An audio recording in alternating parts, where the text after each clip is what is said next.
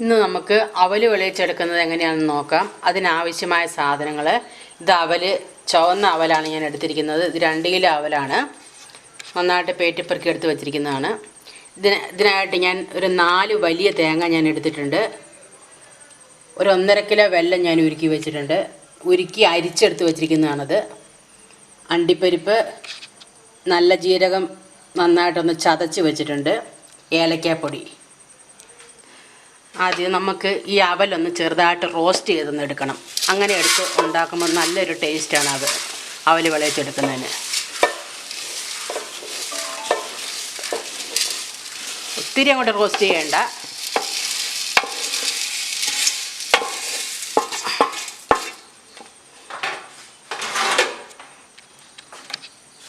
കരിഞ്ഞു പോകാതെ ഒന്ന് നന്നായിട്ട് ഇളക്കി ചെറുതായിട്ടൊന്ന് റോസ്റ്റ് ചെയ്തെടുത്താൽ മതി.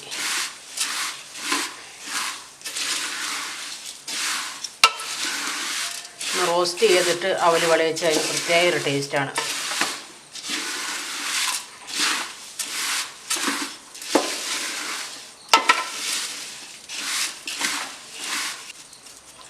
ഇത്ര അവലുള്ളത് കൊണ്ടൊരു 6-7 മിനിറ്റോളം ഒന്ന് ഇളക്കിയെടുക്കേണ്ടി വരും റോസ്റ്റാകണം. ഇതെല്ലാം റോസ്റ്റായി കിട്ടാനായിട്ട്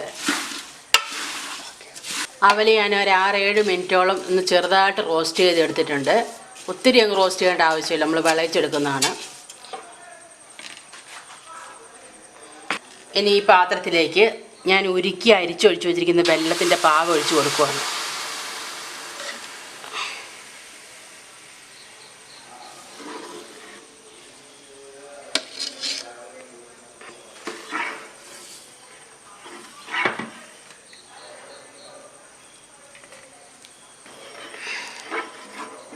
നല്ല തിക്കായിട്ടുള്ള പാനിയാണിത്.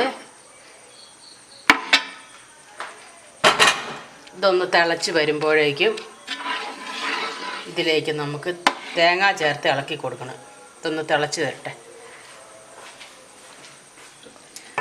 ശർക്കരപ്പാനി നന്നായിട്ട് തിളച്ച് വന്നിട്ടുണ്ട്. ഇനി ഇതിലേക്ക് ചിരകി വച്ചിരിക്കുന്ന തേങ്ങ ചേർത്ത് കൊടുക്കാം. ഞാൻ 4 വലിയ തേങ്ങയാണ് ചിരണ്ടി എടുത്തിരിക്കുന്നത്.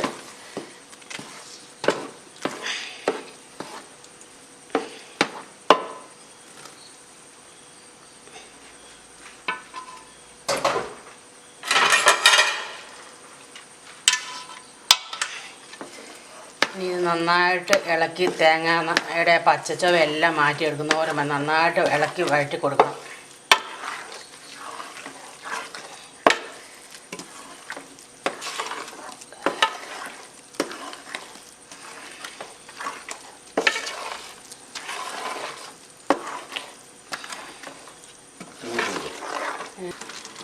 തേങ്ങ ഈ ശർക്കരപ്പാനി കിടന്ന് നന്നായിട്ട് വഴണ്ട് വരണം. എന്നാലാണ് അവൽ വിളയിച്ച് കഴിഞ്ഞാൽ കുറേ കാലം വരെ കേട് കൂടാതിരുന്നോളൂ. തേങ്ങ എത്ര നേരം വഴറ്റുന്നോ അത്രയും കാലം അത് നിൽക്കും, കേടാകാതിരിക്കും. ഞാനിതൊരു 10 മിനിറ്റോളം വഴറ്റിയായിരുന്നു. ഇനി ഇതിലേക്ക് ജീരകം ചേർത്ത് കൊടുക്കാം.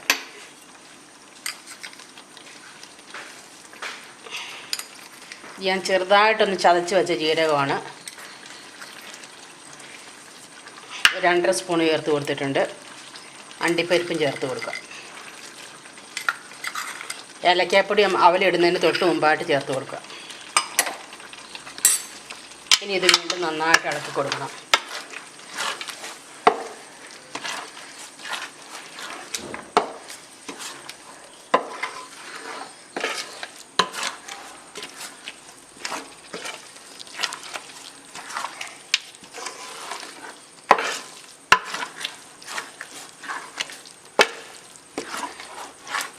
ഇനി ഇതിലേക്ക് ഏലക്കാപ്പൊടി ചേർത്ത് കൊടുക്കുക.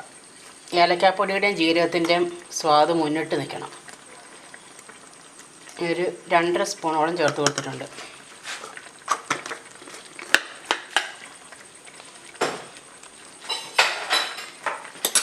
ഇതൊന്ന് ഇളക്കിയതിന് ശേഷം നമുക്ക് അവൽ ചേർത്ത് വഴറ്റി കൊടുക്കാം.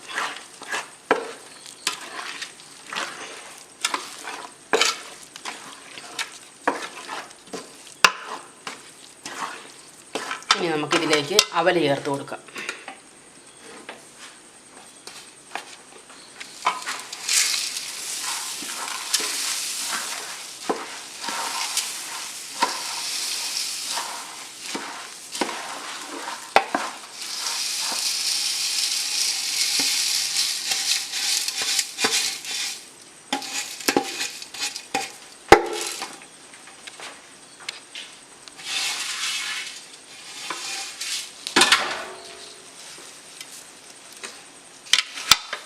നന്നായിട്ട് ഇളക്കി വഴറ്റി കൊടുക്കണം.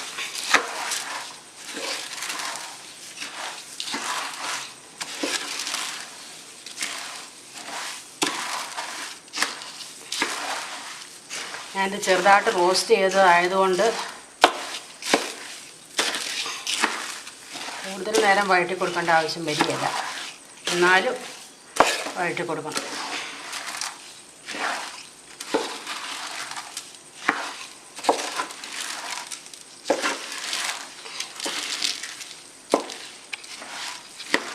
ജീരകത്തിൻ്റെ ഏലക്കായുടെ എല്ലാം ടേസ്റ്റ് നന്നായിട്ട് മുന്നിട്ട് നിൽക്കണം. എന്നാലും അവൽ വിളയിച്ചതിന് നല്ല മണവും രുചിയെല്ലാം ഉണ്ടാവുള്ളൂ. ഈ തീ അല്പം കുറച്ച് വെച്ചിട്ടാണ് ഞാനിത് വഴറ്റി കൊടുക്കുന്നത്. ഈ അവലയിൽ ഇതിൻ്റെ മധുരവും എല്ലാം നന്നായിട്ട് പിടിച്ച് ഉണങ്ങി വരണം.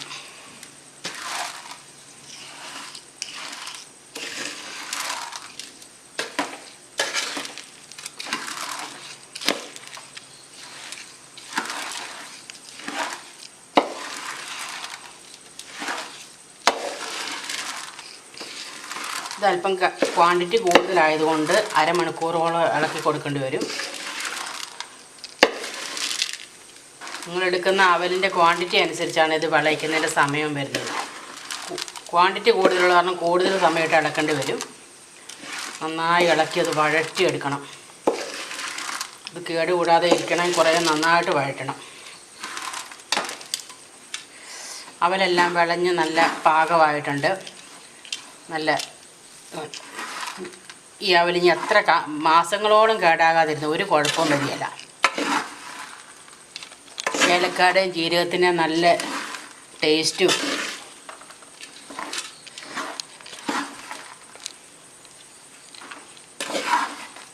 ഈ അവൽ വിളയിച്ചത് എല്ലാവരും ട്രൈ ചെയ്ത് നോക്കുക.